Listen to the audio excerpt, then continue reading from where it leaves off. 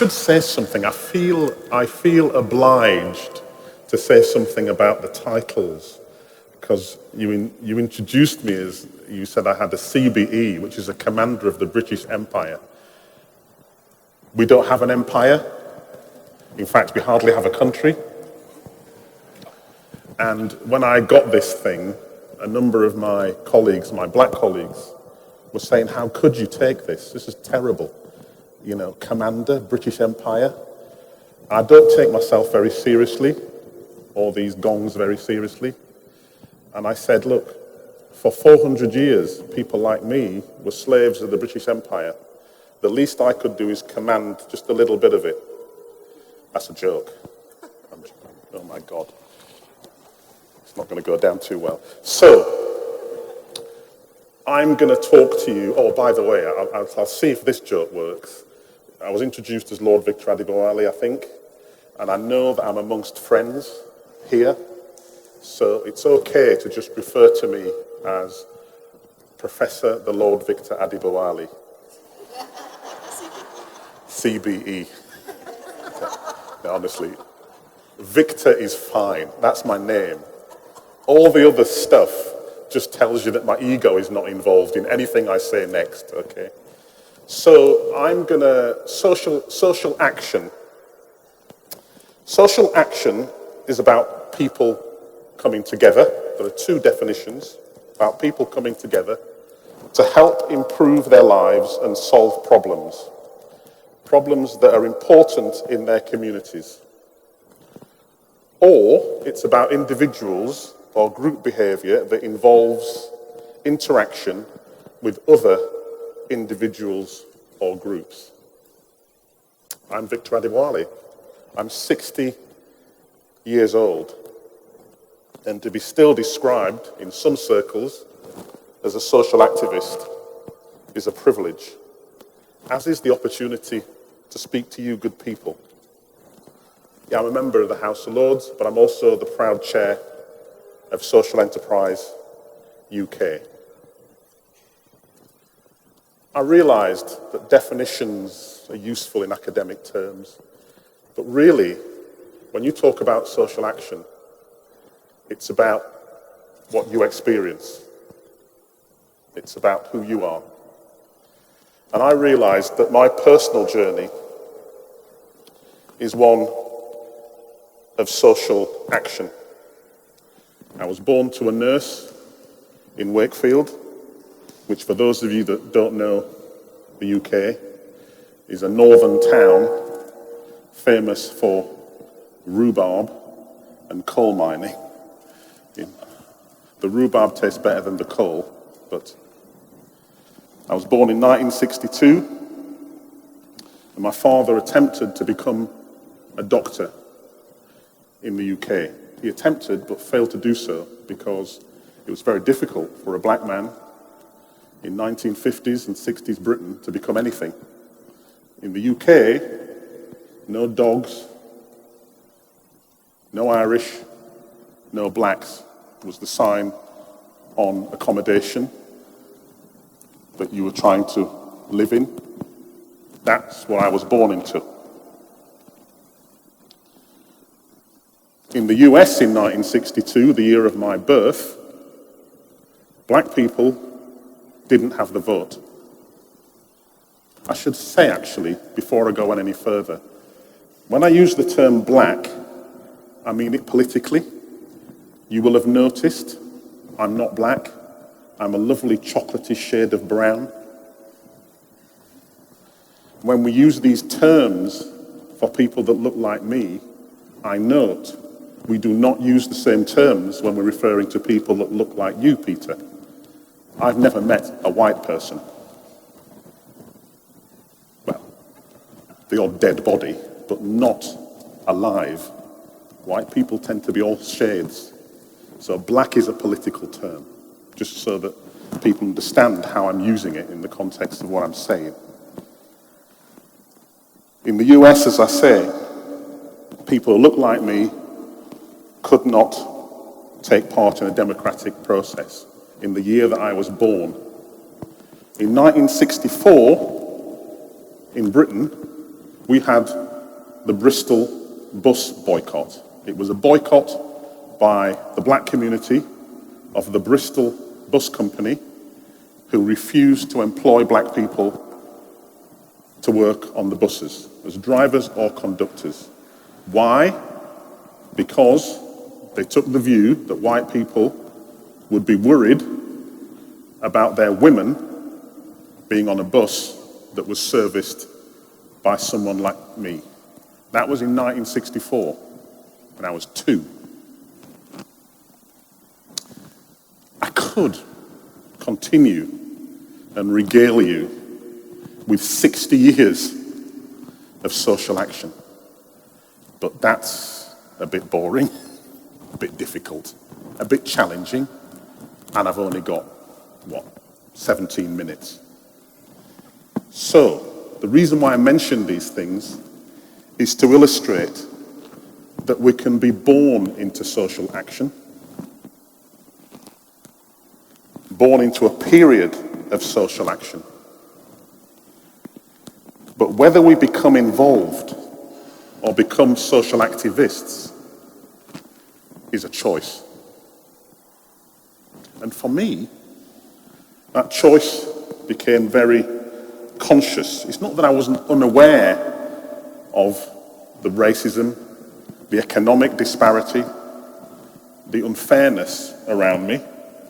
It was what I grew up in.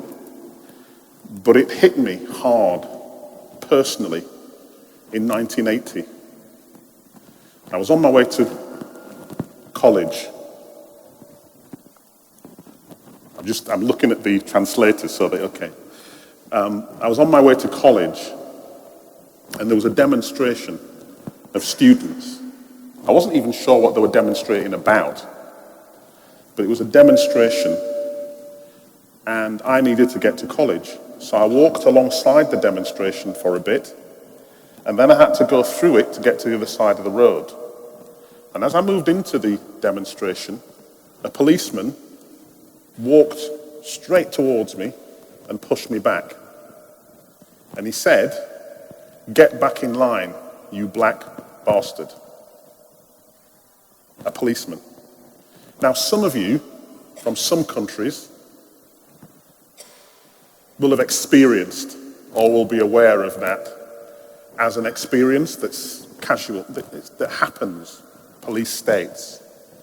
But for me, it was a profound shock, because it was said to me in front of my white colleagues, in public, without any, it was casually said.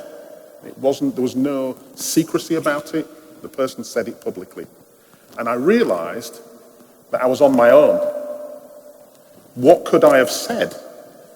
If I responded aggressively, I would have been arrested. But if I didn't say anything, the shame was almost overwhelming to be abused in front of your fellow students, in front of protesters, by someone who knew there was nothing you could do about it. So confident. That, for me, triggered my social activism as a conscious man. I became fully aware that I had a choice. I could have put it away in a box marked horrible experience, move on, or I could decide that my career was going to be about making a difference. Not just for me, but for other people that were going to be in that position. As a result, I took up a number of campaigns against police brutality. I won't go into it because we don't have time, but it taught me something about social activism is about what happens to you in the first instance. What happens to you that connects you with what might be happening to others. In 1980s Britain, the world was casually racist, casually sexist, casually homophobic. Indeed, we had a law that prevented the teaching of anything related to homosexuality in schools. We had inequality, economic inequality. that actually was compared in terms of the gap between rich and poor with that of Nigeria. Don't get me wrong, the experiences of people in Nigeria are probably markedly worse, but it's all relative. I was in the UK, and poverty is poverty, wherever you experience it. You don't know about the experiences of others. You don't know. You just experience what you experience. I went about setting up Newham Community Housing, an organisation. I decided what I was going to do with my experiences was to think about Maslow's hierarchies, the basic needs, food, clothing, housing, and to relate this to racism. Black people were more likely to be homeless, more likely to lack the means to feed and clothe themselves. So we set up Newham Community Housing that moved my experience as an individual into a community action. Newham Community Housing was established as a housing cooperative designed to put empty property into use and build low-cost accommodation for young people. Indeed, it became the largest housing cooperative in Europe at one point. It taught me something, though, as that one individual. When you come up against the forces of inaction, you've all experienced it. You're trying to change something, and you hit the force of inaction. The people who own, to use the Marxist phrase, they own the means of production. They own the means of access. They own the means of change. It taught me something about how you engage with such people. An odd thing, actually. The more you campaign or the more you proselytize, the more cynical they become. You noticed?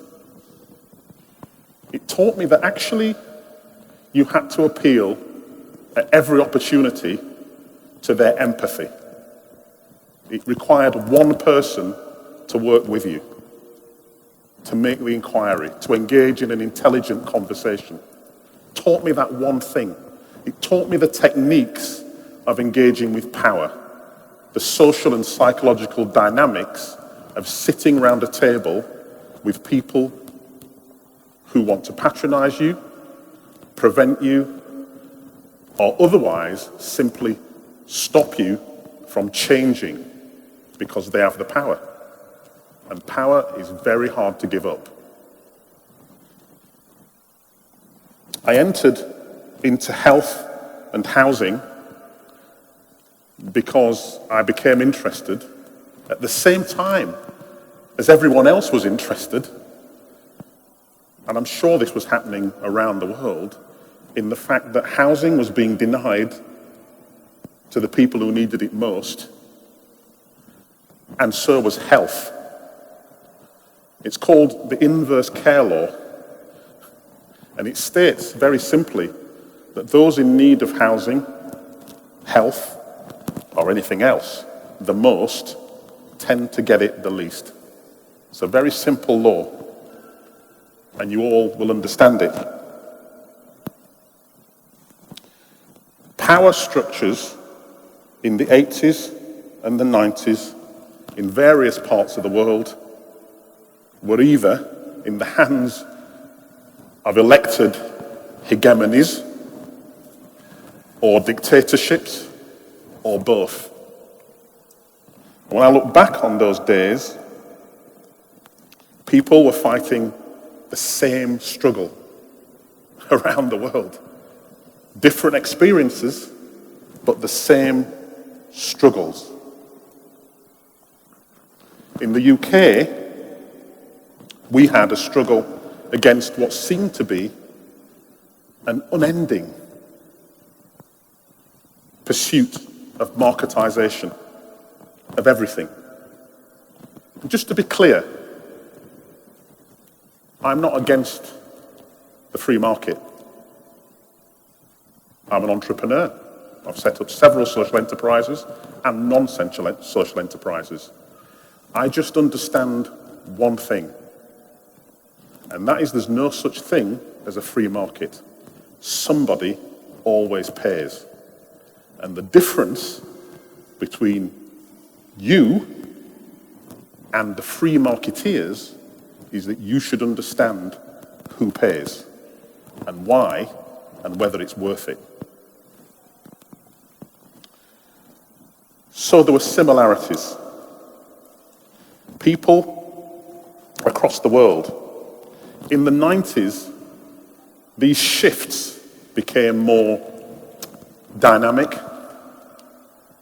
We had New Labour, eventually. Cool Britannia. I don't know how many of you thought Britannia was cool in the 1990s. We were just relieved it wasn't the 1980s. But the shifts that occurred in the 1990s weren't just in the UK. Similar kinds of political and social tectonic movements occurred, fueled in some places by technology.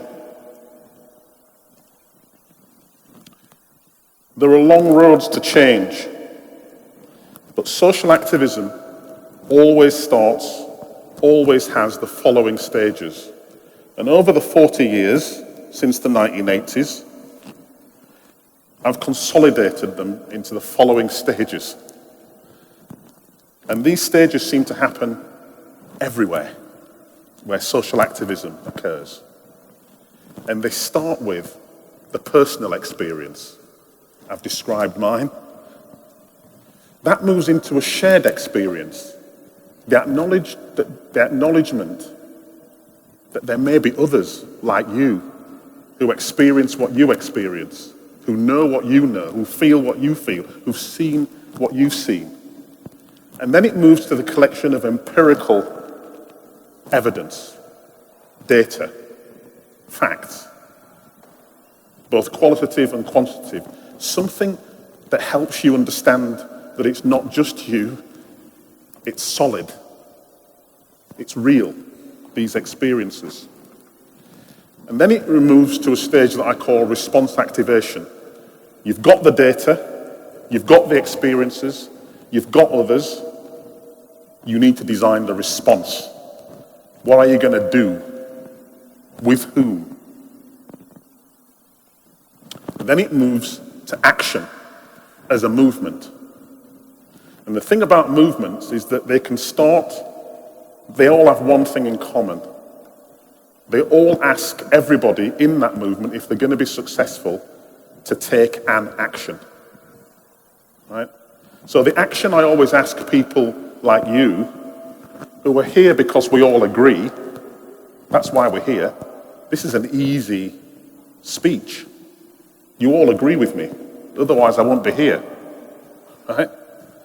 But if you want to build a movement, I'm going to ask you to do one thing. If each of you talk to 5 people who don't agree, who don't know, there's a good chance that 2 of them or 3 of them will become part of the movement. That's an action. That's how movements get built. And the last stage is change or continuation. Over the last 40 years, the biggest intervention in social action I've seen has been the introduction of the internet. It's created the atomization of truth. My truth is my truth. I can find others who will agree with me, regardless of how ridiculous it is. There is a flat earth society. It has over 100,000 members. The instantaneous nature of movements. I can build a movement in 10 minutes. I couldn't do that in the 1980s or the early part of the 1990s. The economics of presence. I can make a living just by being present on social media. The reasons for social activism can simply be that I want to create the means by which I can make money. And the final shift, and the most worrying and driving, is the experience of change in real time. Think of climate change. It's no longer a theoretical experience. Last year was one of the hottest on Earth. Parts of Europe burned, parts of America burned, parts of the UK sweltered like never before. These stages lead to social action. But the action themselves, action in and of itself, is neutral. You know, there are social activists that are racist, xenophobic, misogynist. It's action. It has no value. The bit that has the value, in my view, is the social bit. That is driven by values. I want to end by saying a couple of things about social enterprise. Why is this relevant? Social enterprises are an equal and opposite reaction, rather like the second law of thermodynamics, to the avaricious nature of capital. Social action has all the stages, or has gone through all the stages I described: personal experience, shared experience, empirical evidence, response activation, action, and change or continuation. In social enterprises case, it's about continuation. The change hasn't happened. It's about continuation. But it also is engaged in a social media and digital age which fights us through the creation of atomization of truth, the instantaneous nature of movements, the economics of presence that aren't always positive, and the experiences which are even more dramatic in 2022 than they were in the 1980s. One of the reasons why the UK is in such turmoil is that yawning gap, the experiential gap between the haves and the have-nots, enhanced in some way by the experience of climate change. But we also have some additional factors. Now we have the commercialization of social activism. Some of them, of this commercialization, is social enterprise. I would say Twitter, Uber, Facebook were all attempts to commercialize social action. Uber, when it first started, claimed to be a ride-sharing platform. Its marketing was not that different from the marketing of many social enterprises. The equal and opposite reaction might be exampled by Ecosia, a brilliant social enterprise, an alternative search engine, building its own ecosystem, incredibly profitable, and building membership as we speak. And organizations like Charis, UAS, whose chief executive sits right there, deeply impressive organization, whose slow but steady development of groundbreaking technology in the use of engaging, developing and delivering health and other items of need, I think will change the world. So, in summary, you've listened to me for a long time. I need to shut up. What have I learned? What have I really learned about social action over the last 40 years? The following things. Be ruthless about the solution, but not people.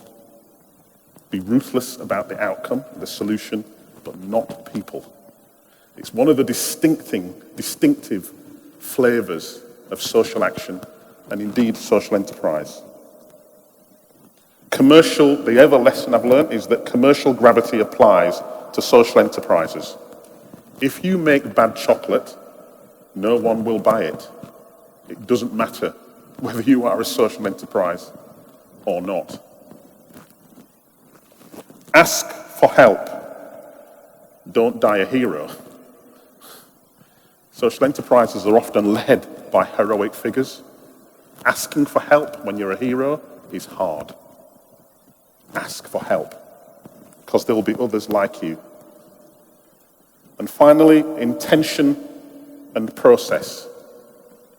Intention, clarity of intention and articulation of intention, matched by process, almost guarantees success. Intention alone won't do it. I suppose I would end by saying that social enterprises in the current climate have no choice but to keep going, keep growing. To coin a phrase, there is no plan B. I do believe that you are the future of business worldwide. Why?